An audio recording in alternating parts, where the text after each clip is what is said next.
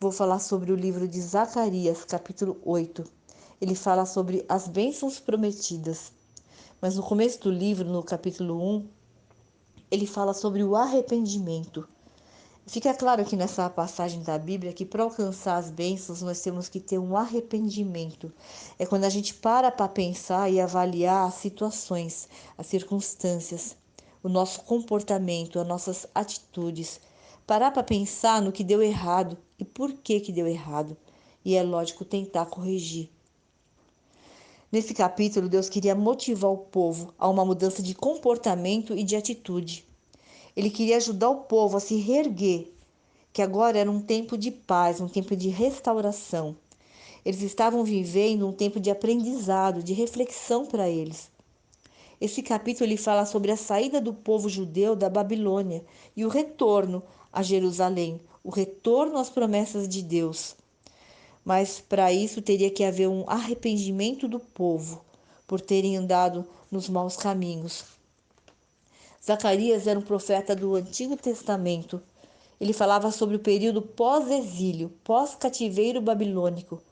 Ageu e Zacarias, eles viveram no mesmo período, eles tinham o mesmo objetivo.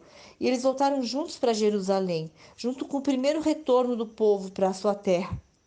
Deus usou eles para incentivar e encorajar o povo judeu para reconstruir o templo e a cidade de Jerusalém. Deus fala através de Zacarias que estava cansado da rebeldia do seu povo. E foi pelo consentimento dele que eles foram exilados, escravizados na Babilônia por 70 anos.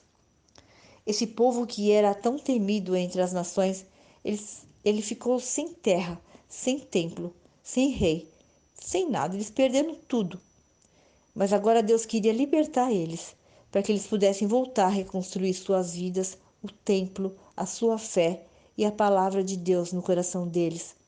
E a mensagem que Deus tinha para o povo através de Zacarias é: tornai para mim, e eu tornarei para vós. No capítulo 1 fala: não sejam como vossos pais, que não se converteram dos seus maus caminhos. Vossos pais morreram, os profetas também morreram, mas as minhas palavras nunca morrerão. Assim Deus os tratou conforme os vossos caminhos. O rei Nabucodonosor, que era o rei da Babilônia naquele período, ele destruiu Jerusalém e o templo de Salomão. Ele levou cativos os judeus. E o exílio só chegou ao fim quando o rei Ciro, que era o rei da Pérsia, ele conquistou a Babilônia e libertou os judeus. Jerusalém e o templo eles foram destruídos e saqueados pelos babilônicos. Grande parte da população ela foi deportada para a Babilônia, inclusive os profetas Jeremias, Daniel e Ezequiel. Zorobabel, que era o governador de Judá naquela época, junto com Josué, o sumo sacerdote, eles foram escolhidos para liderar o primeiro retorno para Jerusalém. O rei Ciro ele decretou que qualquer pessoa do povo de Judá que estivesse cativo na Babilônia e que quisesse voltar para Jerusalém e reconstruir seu templo, podia ir. O Ciro ajudou muito esse povo com recursos financeiros e também ele devolveu utensílios que Nabucodonosor tinha levado. Zacarias e Ageu, eles pregavam sobre a reconstrução do templo, mas o povo estava pobre, eles não tinham mais posse, eles não tinham poder, não tinham exército, não tinham mais nada. E o templo era um local de culto, e nele ficava a Arca da Aliança. Esdras e Neemias também lideraram outros retornos para Jerusalém. O retorno do povo de Judá para a sua terra, ele cumpre a profecia de vários profetas que já previam a sua dispersão e depois o seu retorno para suas terras. Mas Deus não queria somente o retorno físico, ele queria também um retorno espiritual, uma conscientização espiritual desse povo. E quando eles começaram a reconstruir o templo, houve muitas perseguições. Tinham alguns inimigos por lá que não queriam os judeus por perto. Aí eles ficaram com medo, porque eles não tinham exército, eles não sabiam mais como se defender. E aí eles largaram tudo, largaram a obra de Deus que eles tinham começado e foram reconstruir suas casas.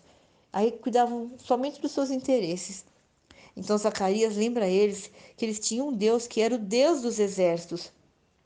Deus falava também para o povo através de Zacarias, dizendo: reconsidere o seu caminho, reavaliam as suas prioridades, porque eles tinham que se arrepender e mudar suas atitudes para que Deus pudesse entregar as bênçãos prometidas para eles. Tinham que pôr o trabalho de Deus em primeiro lugar. E com a ajuda de Zorobabel e Josué, eles voltaram a dar continuidade à obra que ficou parada por 15 anos. Zacarias falava para eles: vejam Deus, porque ele queria mostrar que Deus era maior que os problemas e que eles iriam conseguir. Aí, entrando no capítulo, eu vou ler aqui o versículo 1 e 2, fala: depois veio a mim a palavra do Senhor dos Exércitos, dizendo: assim diz o Senhor dos Exércitos, zelei por Sião com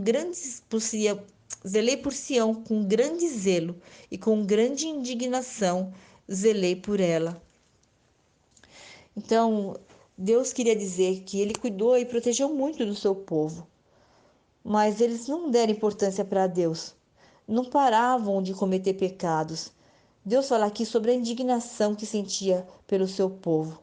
No capítulo 7, que é o anterior a esse, Deus diz que eles não ouviram as palavras que o Senhor pregou aos profetas precedentes, enquanto Jerusalém estava quieta. Ele diz: mostrai piedade e misericórdia cada um ao seu irmão. Mas eles não quiseram ouvir, deram um ombro rebelde para Deus, de onde veio a grande ira do Senhor.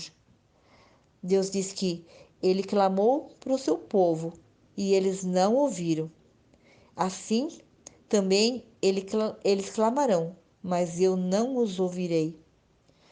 Disse que eles vão ser espalhados como tempestade entre as nações, e a terra será assolada atrás deles.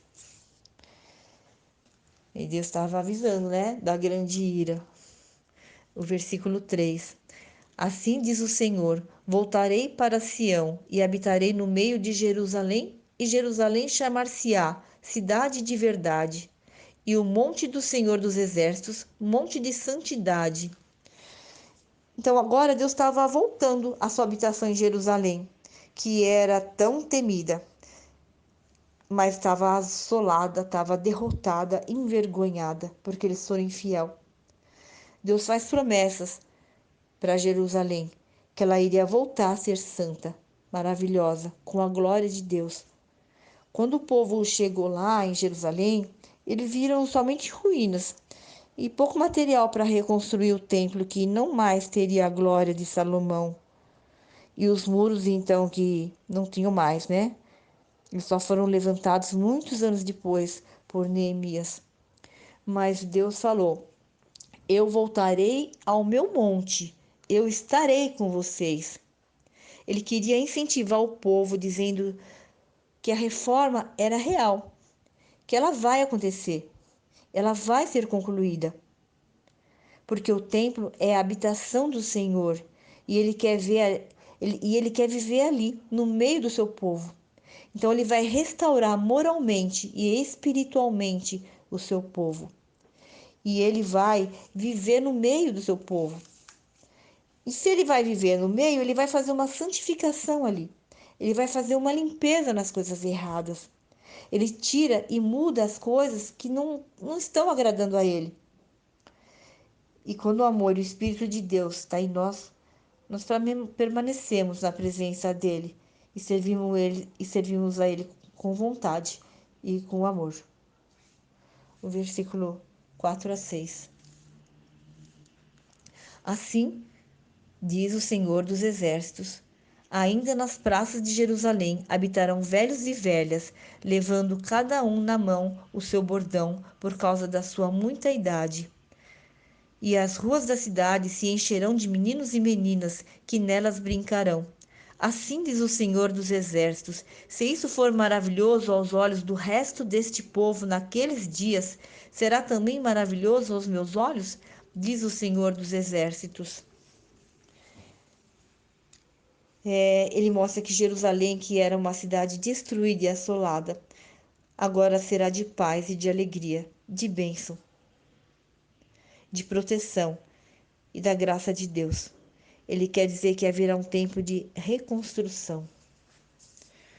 O 7 e o 8 fala: Assim diz o Senhor dos Exércitos: Eis que salvarei o meu povo da terra do Oriente e da terra do Ocidente, e trá-lo-eis, e habitarão no meio de Jerusalém, e serão o meu povo, e eu serei o seu Deus, e em verdade e em justiça.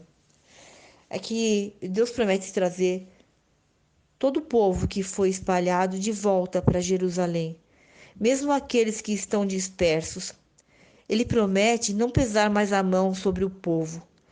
Deus está prometendo paz e cuidar de cada um, mas tem que ser fiel. Muitos ainda estavam lá na Babilônia, e o Senhor falou que iria trazer todos, os que estavam dispersos e os que ainda não estavam com o coração em Deus. Muitos já chegaram lá na Babilônia, já velhos, outros envelheceram por lá, e outros nasceram lá. Eles ficaram na Babilônia 70 anos, e aí gerações foram mudando, né? Demorou muitos anos para Jerusalém ser ocupada novamente, mas Deus foi trazendo também no tempo de Esdras e de Neemias. E mesmo nos tempos de hoje, né? Quantos estão se chegando a Deus, que já saíram da presença do Senhor, estão dispersos por aí. Mas Deus diz: Eu os trarei de volta, eu ajuntarei os meus. Ele é um Deus de aliança, e não foi ele que rompeu essa aliança. Quantos quebraram a promessa de servir a Deus, estar junto dele, e se esqueceram do que falaram ou que declararam? Mas ele não quebra as promessas. Nós temos um limite com o nosso próximo, mas Deus não é igual a nós. Ele é um Deus de misericórdia, e ele vai atrás daqueles que são seus, e ele vai buscar. O Senhor é bem claro nesse capítulo, quando ele fala que ele é o Senhor dos exércitos, que domina sobre tudo e sobre todos. O versículo 9. Assim diz o Senhor dos exércitos: esforcem-se as mãos de todos vós, que nestes dias ouvistes estas palavras da boca dos profetas que estiveram no dia em que foi posto o fundamento da casa do Senhor dos exércitos, para que o templo fosse edificado. Então, Deus pedia para que todos se esforçassem para terminar a obra, porque o templo estava parado. Deus dizia para que eles todos cumprissem o propósito para que foram determinados e chamados, porque Ele não vai deixar faltar nada, Ele não vai deixar faltar recursos, mas todos tinham que se esforçar. Versículo 10 e 11. Porque antes desses dias não houve aluguel de homens, nem aluguel de animais, nem havia paz para o que entrava, nem para o que saía, por causa do inimigo, porque eu incitei a todos os homens, cada um contra o seu companheiro.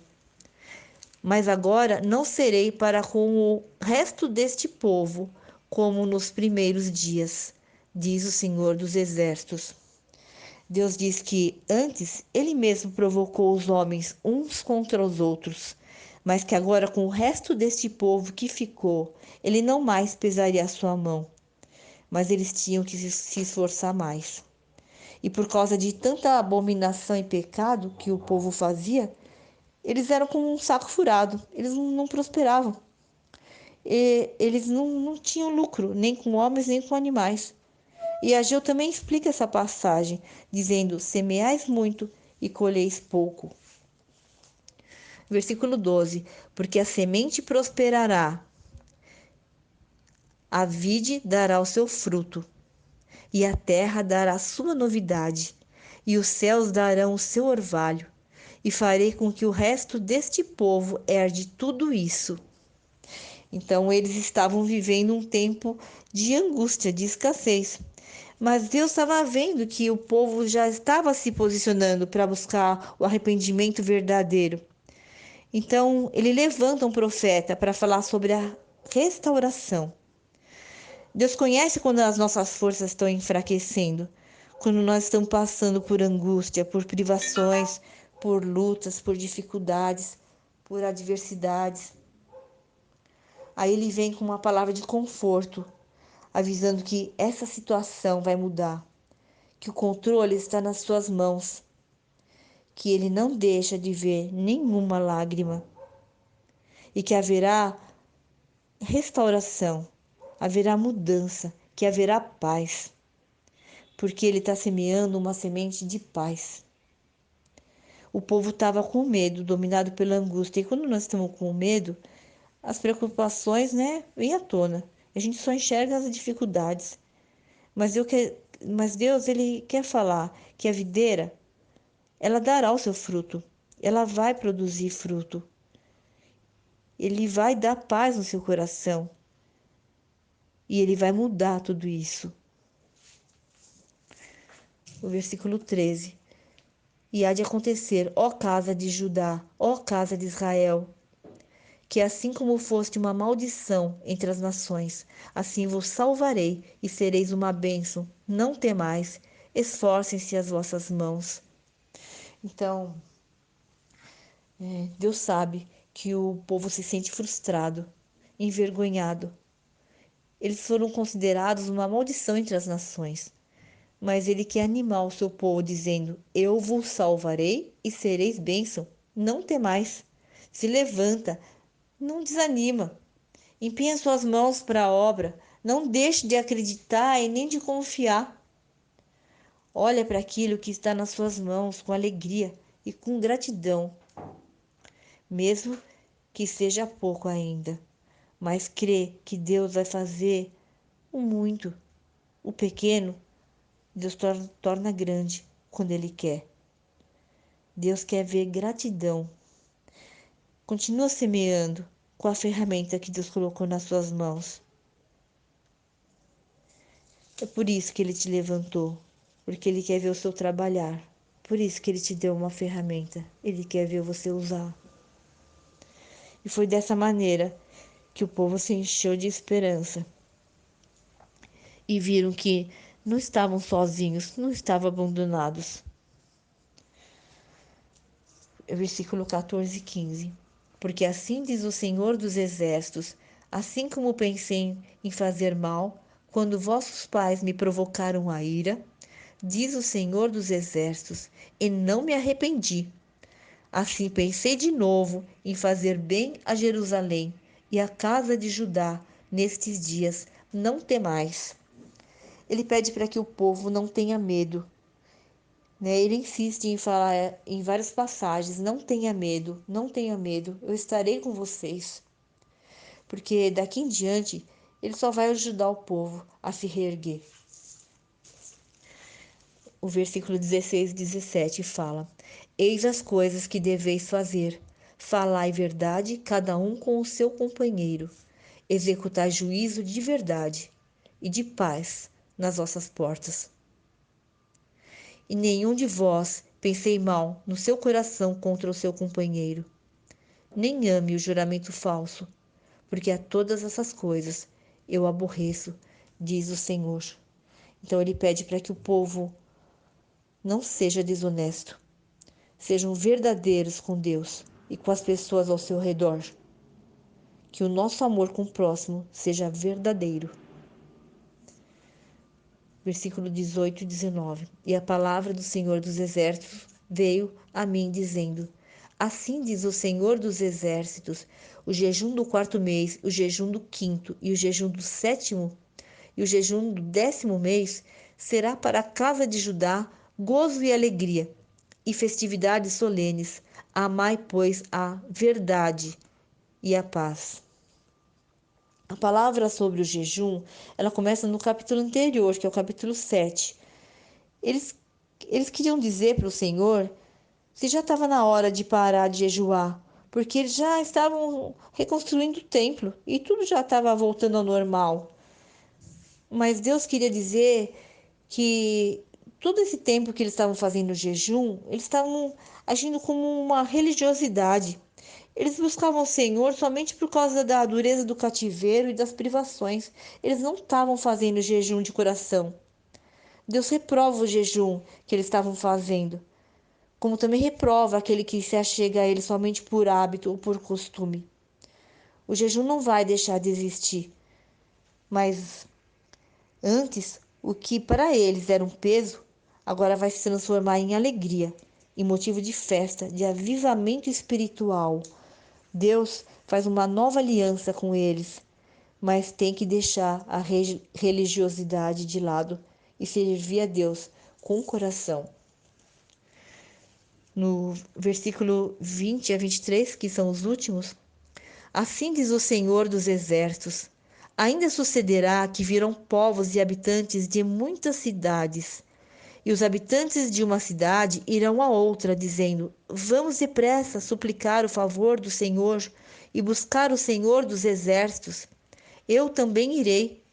Assim virão muitos povos e poderosas nações buscar em Jerusalém o Senhor dos Exércitos e suplicar a bênção do Senhor.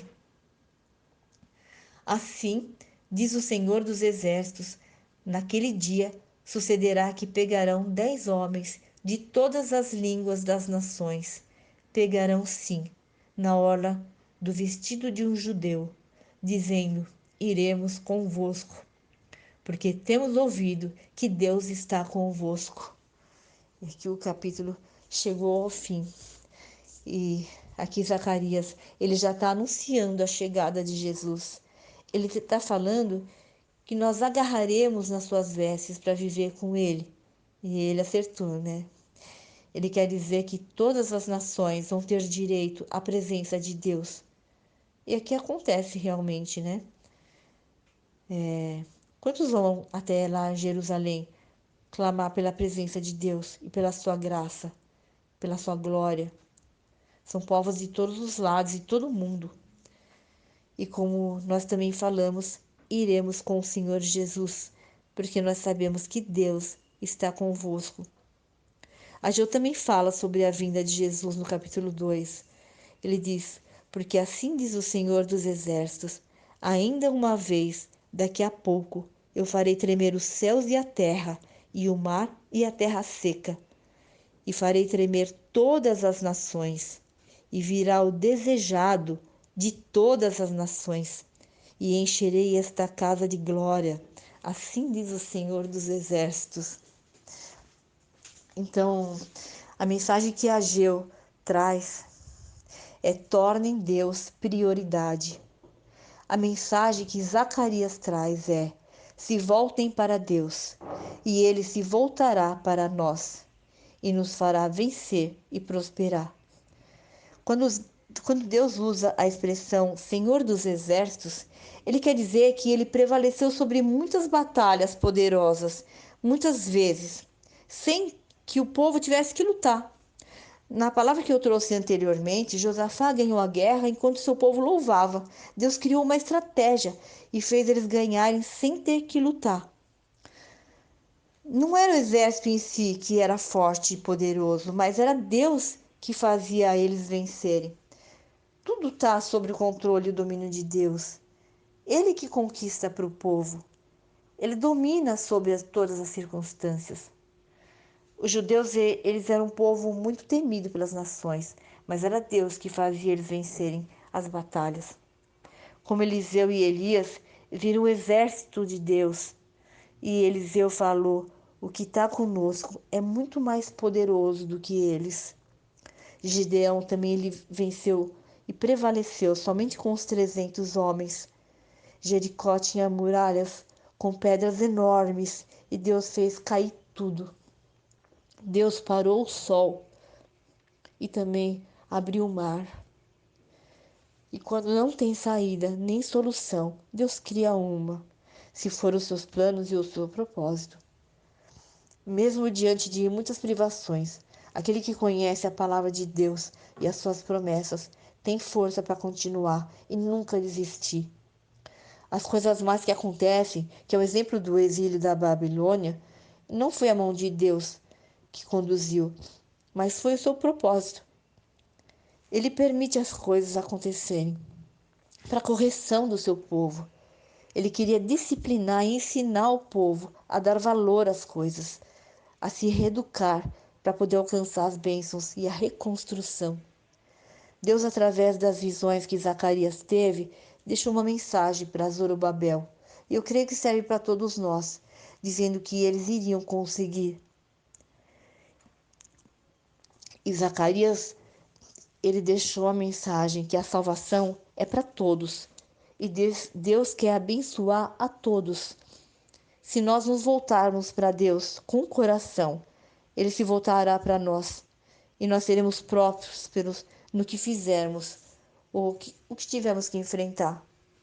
Não pela nossa força, mas porque Deus está conosco. E Deus deixou uma mensagem linda no livro de Zacarias, capítulo 4, versículo 6. Não por força, nem por violência, mas pelo meu espírito. Assim diz o Senhor dos Exércitos. Amém?